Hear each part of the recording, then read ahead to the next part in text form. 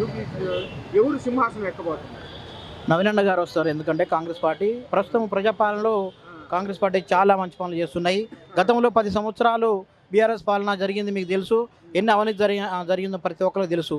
విద్యార్థులనైతే మరి ఉస్మానియా యూనివర్సిటీలో విద్యార్థులు తెలంగాణ కోసం మరి నీళ్ళు నిధులు అనే విషయంలో కొట్లాడితే 12 మంది విద్యార్థులు బలిదానంతో ఏర్పడినటువంటి తెలంగాణలో చాలా నష్టం జరిగింది 10 సంవత్సరాల్లో.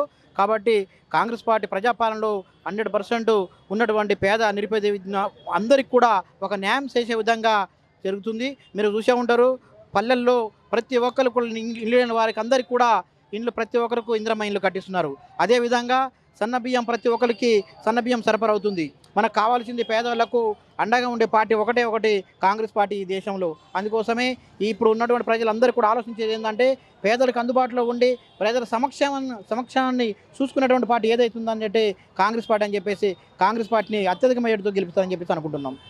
ఏదైతే మొన్న కేటీఆర్ కూడా ఏదైతే ఉందో నేషనల్ పార్టీలు అంటూ వాళ్ళు ఏదైతే అక్కడి నుంచి తీసుకోవాలి, అదే ఏదైతే ఉందో ఇక్కడ ప్రజా పార్టీ లాగా ఉంటుంది బీఆర్ఎస్ అనేది ప్రతి ఒక్కరి అని నేను అంటుంది. దానిపైన మీరేమంటారు? ఒక విషయం గుర్తుంచుకోండి, బీఆర్ఎస్ పార్టీ అనేది ఇంతకుముందు టీఆర్ఎస్ పార్టీ తీరే కాదు. బీఆర్ఎస్ పార్టీ కథం అయిపోయింది. ఎందుకంటే వాళ్ళ ఇంట్లోనే కరెక్ట్ లేరు. కవిత సపరేట్గా పోయి అదే చెప్తుంది. కవిత మొన్నటువంటి ప్రెస్ మీట్లో కూడా అన్నారు. ఎందుకంటే విద్యార్థులకు ఉద్యోగాలు ఇవ్వని పరిస్థితి బీఆర్ఎస్ పార్టీ చేసింది. దానివల్ల మేము నష్టపోయినామని చెప్పడం జరిగింది.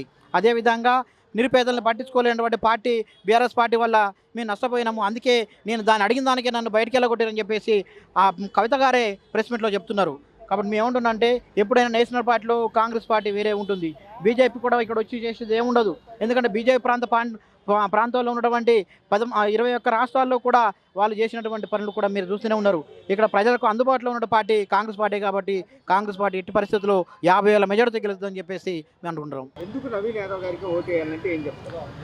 నవీన్ యాదవ్ గారు ఇక్కడ ఉన్నటువంటి బడుగు బలహీన వర్గాలకు సంబంధించినటువంటి విషయంలో వాళ్ళ నాన్నగారు చిన్న శ్రీశైలం యాదవ్ గారు కూడా చాలా రోజుల కాంచి పేద వర్గాలను చూసుకుంటున్నాడు. అదేవిధంగా యూత్ను కానీ ఉన్నటువంటి చాలామంది పేదలకు కూడా అండగా ఉన్నటువంటి నవీన్ అన్న 100% గెలుస్తాడు. ముఖ్యంగా ఏంటంటే వాళ్ళు చేసేటువంటి కాంగ్రెస్ పార్టీ చేసేటువంటి సంక్షేమ పథకాలు అన్నగారిని గెలుస్తారని చెప్పేసి మేము అనుకుంటున్నాం.